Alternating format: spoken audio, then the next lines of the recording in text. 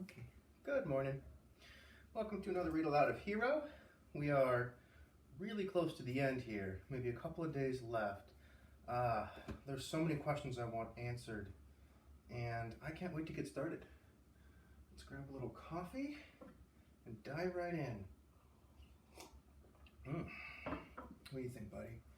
What do you think, huh? Chapter 33. The rally for Senator Kerrigan was scheduled for the last weekend in June, in the famous section of Central Park between 79th and 85th known as the Great Lawn. Zach's mom told him she had been a teenager when the singing team of Simon and Garfunkel, awesome band, had given a free outdoor concert on the Great Lawn. She and her girlfriends had gone and felt as if most of the city went with them that night. They said it was 500,000 people in the crowd, Elizabeth Herman said, to see two guys sing. It was a big deal at the time because it was a reunion concert.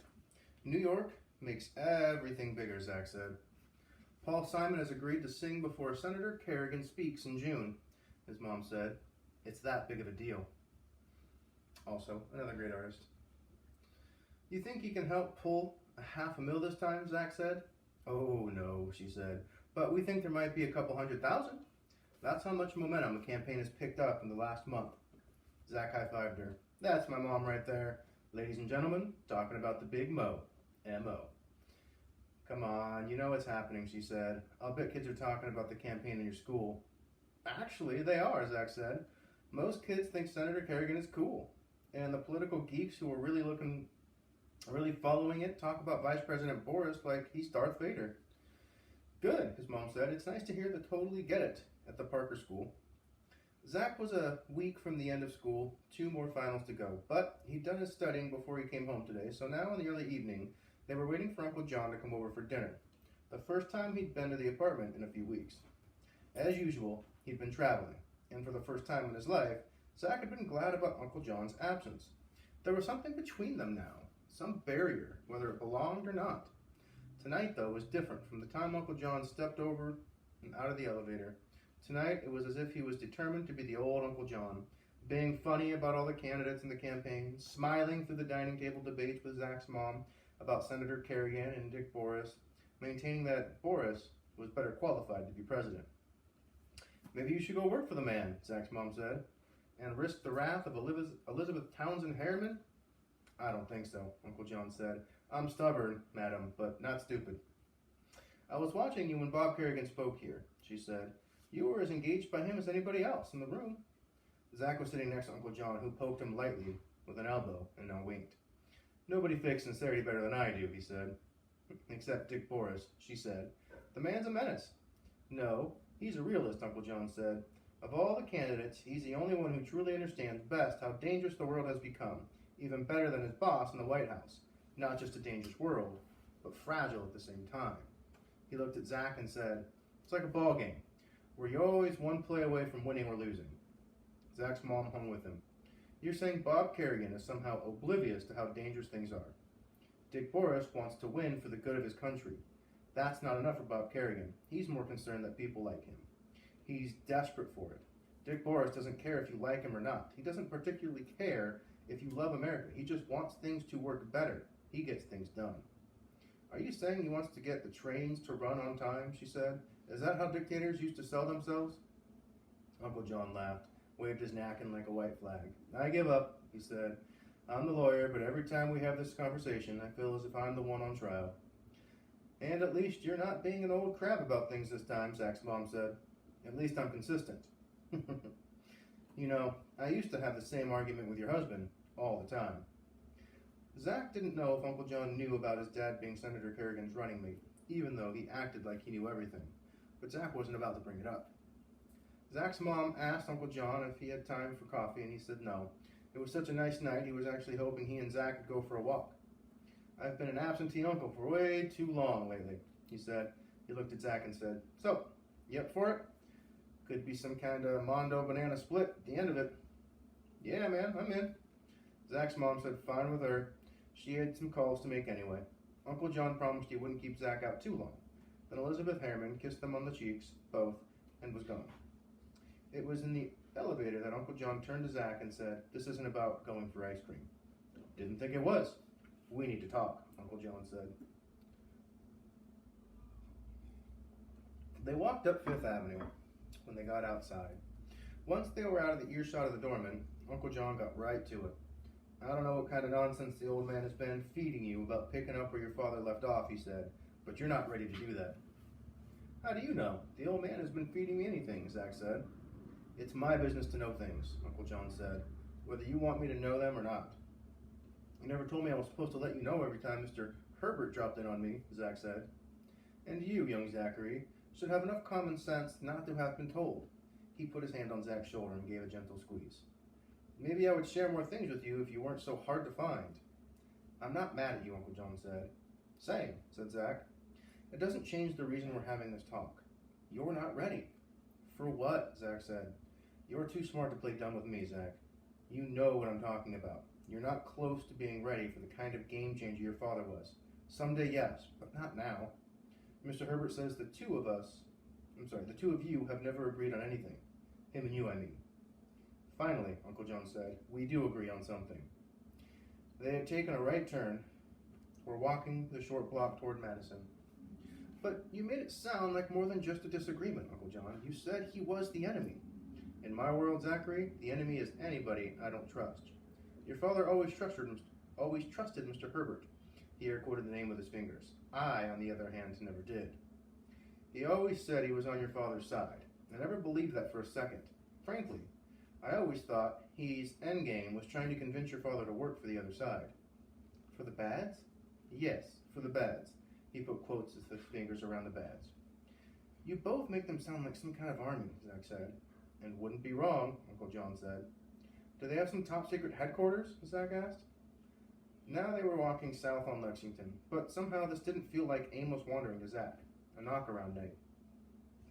They were going somewhere with this. You mean, where are they? Uncle John said. They're everywhere. Everywhere in the world that there's trouble, or an opening. Everywhere they think they can get an edge. From sea pirates to the Middle East, everywhere they think they can replace a good leader with one of their own, or put weapons into the wrong hands. He shook his head, annoyed. Everywhere where they can make mischief. It's not simple mischief. Most of the time, it's life and death, though. And there've been too many times when the old man has been in the middle of it. I don't believe in coincidences, Zach, and neither should you. Do the bads have guys who can do what I do? What my dad did? Do they have game changers? He was asking as many questions as he could, not sure when he'd get another chance like this. Probably, Uncle John said. I don't know for sure. I can only speak for our side. And even though it sounds like some fable, something that should involve a sword and a stone, or our side there's only even been one hero at a time, same thing Mr. Herbert had said. How long has this been going on? Uncle John looked at him. A very long time. And now it's my turn? Eventually it's your turn, Uncle John said. Not now. Perhaps I should have told you these things before, but I'm telling you now because I care about you, and I want to protect you. Mr. Herbert says I'm ready now. Mr. Herbert doesn't know you like I do. Just like that, Uncle John, who almost never raised his voice, was shouting. And all he's ever been interested in is helping himself. But this time, I'm not going to let him. I won't allow him to put you in harm's way. I wasn't able to save your father. I can't even think about what would happen to your mother if anything would happen to you. They kept walking in silence down Lex, past delis, hip-hop sneaker stores, fruit stands, and bars. On the next corner was a new Carvel. Uncle John asked if Zach wanted to get an ice cream, and Zach said no. They hooked a right, headed back towards Fifth Avenue. Zach said, well, what if Mr. Herbert is right, and something terrible is about to happen, and I might be able to stop it, or at least help? Zachary, Uncle John said. I'm just saying. Haven't you been listening? You still won't be ready, Uncle John said. There will be dragons for you to slay someday, Zachary, just not now. Just because you have the physical weapons doesn't mean you're ready to use them. There are consequences. And for what it's worth, I think he's making the whole thing up. I told you that night in the hospital not to believe a word he said, and I'm telling you again now. Uncle John turned, put his hand on Zach's shoulder. Again, this isn't your fight. Not yet, anyway. Take some time and enjoy being a kid. You're 14. Zach had one more question. There's something I need to know, Uncle John. It's been bothering me for a while. I never asked Mr. Herbert, but I'm asking you.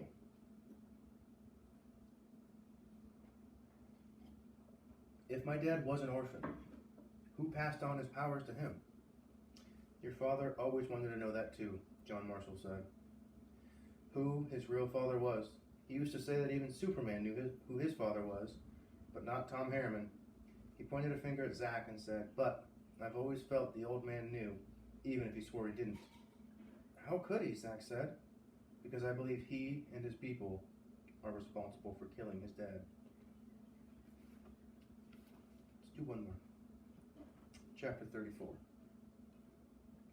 He said that, Kate said. Sure did, said Zack. Uncle John told you that Mr. Herbert is the one responsible for your dad being an orphan? But didn't you tell me that Mr. Herbert found your dad when he was an orphan? Welcome to my world, Zack said. Wow. Uncle John said that he didn't have any proof, but that he never believed my dad had just been left at the hospital as an infant, which is what he'd always been told. He believed that if Dad had these powers, then so did his father, and that only someone who wanted control of the next generation would have killed the father to get to the son, like some kind of royal succession or something. Yeah, just like that, Zack said. What he's really saying is that Mr. Herbert did to your grandfather what somebody did to your dad. Nice, huh? They were in Kate's room, Kate sitting cross-legged on her bed, Zack sunk into the beanbag chair on the floor, both eating popcorn. Ooh, that sounds good. You want some popcorn? Okay, when you wake up, make one popcorn. So, how do you find out if he's right? Kate said. Uncle John, I mean. How do you find out if he's right? Well, Zack said, it's not like the next time the old man pops in on me, I go, by the way, I've been meaning to ask you, what did you do to my real grandparents? Kate smiled.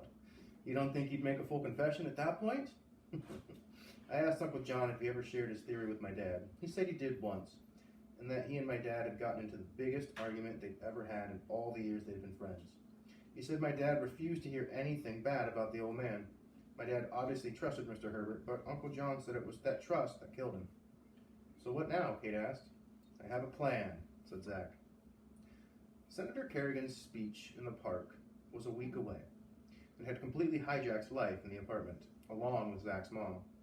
Even Zack and Kate had gotten swept up in the anticipation, both of them volunteering to make phone calls to potential voters, urging them to attend the rally and send a message to the rest of the country. It had been Kate's suggestion for them to join the effort.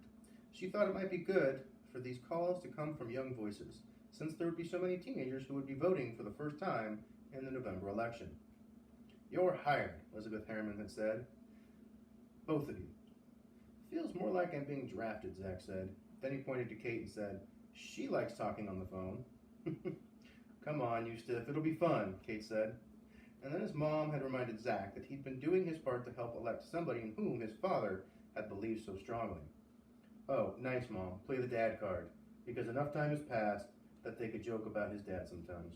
Who knows, his mom had said. Maybe someday you'll want to go into politics yourself.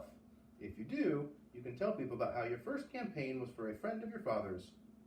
It was late June and school was out by then, so each morning Zack and Kate would get their lists and set themselves up in the dining room, which had been turned into a Kerrigan war room.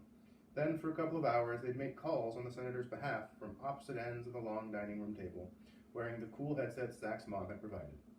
When somebody would say to either Zack or Kate that they sounded pretty young, they had a script response, and a good one. Old enough to care about America, they'd say, and about our future. Then in the afternoon, Zack would go to the park and wait for Mr. Herbert to show up again. Zack had asked him, after their day in the park, how can I find you if I need to reach you? Mr. Herbert had said, if you really need me, I'll know, Zack man, and I'll find you. Zack had been with the guy exactly 4 times in his whole life, twice at the crash site, once in the hospital, and once in the park. Still, he felt as if the guy was somehow running his life as he kept running Zack in circles, with Uncle John telling him to run the other way. It was crazy. So much of it just seemed unreal.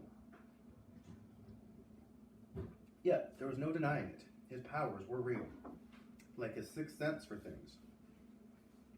It had been kicking in more and more lately, without warning. Not something he could summon, not some kind of crystal ball he could use to gaze into the future. Just part of who he was now, and what he could do. Zach had first started noticing it at school, like knowing when a pop quiz was coming.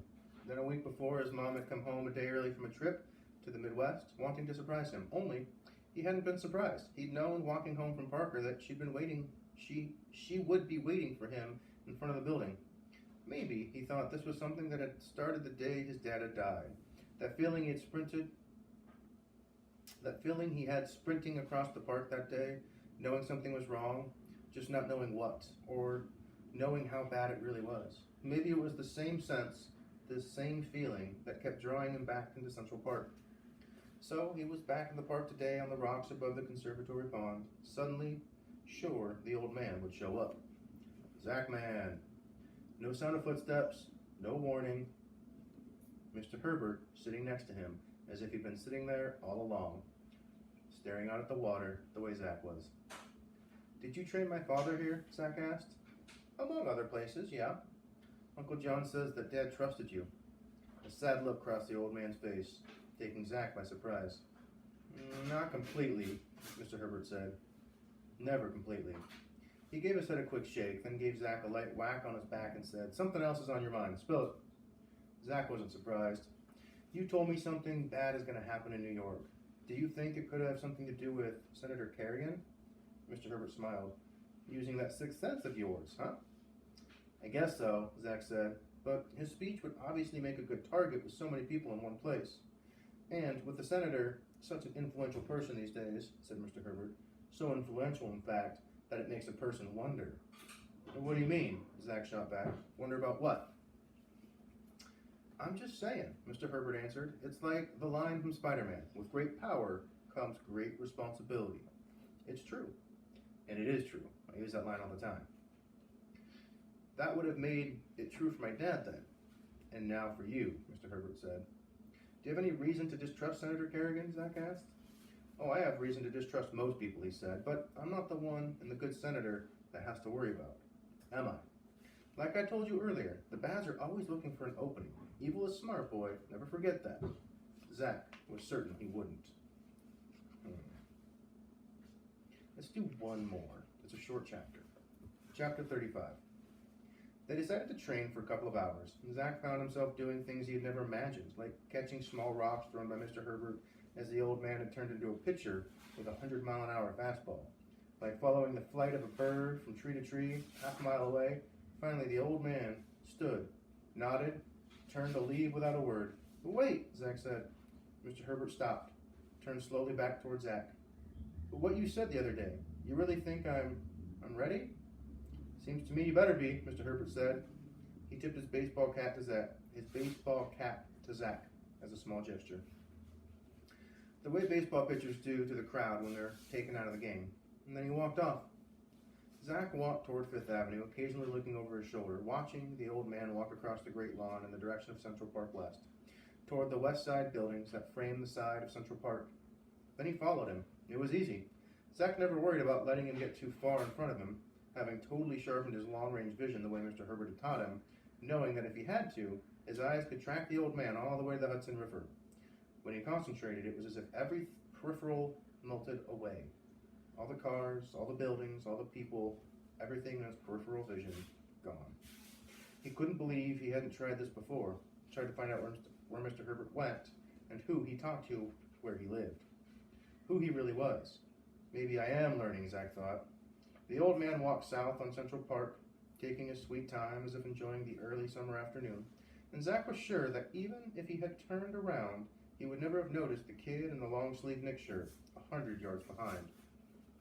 Because that was another one of the things Mr. Herbert had taught him, how to be a blur when he wanted to, and not just when he had to, making himself disappear as he went from one place to another, making himself invisible. Mr. Herbert walked past the Museum of Natural History on 81st Street, Zach wondering if he'd ever gone inside to check out the dinosaurs, or maybe they didn't hold any fascination for him. Maybe he was as old as they were. The old man headed west from there, walked over to Broadway, stopped inside a Starbucks, came out a couple of minutes later with a cup of something hot, sipping gingerly as he walked. Then he turned downtown, walking all the way to 72nd Street, a wide, loud, busy street with traffic going in both directions. From there, Mr. Herbert headed east, walking back toward the park now. Zach wondered if they were just going to keep circling this way for the rest of the afternoon. But then Mr. Herbert stopped before crossing Central Park West, stopping right in front of the Dakota, which Zach knew was a New York City landmark. John Lennon had lived there and was shot to death just inside the gates.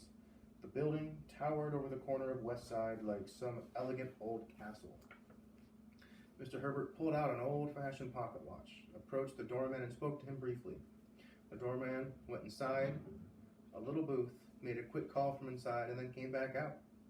One set of iron gates opened, and then another set behind them, and the old man walked through. Zach could have made it across 72nd and through the gates before they closed if he'd wanted to, but he didn't. He knew why the old man was here, and it was not to see where John Lennon had been shot. He was here to see another John who had lived here for as long as Zach could remember. Uncle John. So Mr. Herbert is going to visit Uncle John. I really hope this next chapter has a good discussion between the two of them, and I hope we can figure something out and not get more questions from this. But we don't have too much left. I might even say, if we're lucky, we might finish it tomorrow. I'm not sure. We'll see how the story goes. But I hope you're enjoying. I hope you're as interested in the ending as I am. And I hope you've made some predictions of what you think will happen. We'll see if they come true. I'll see you next time.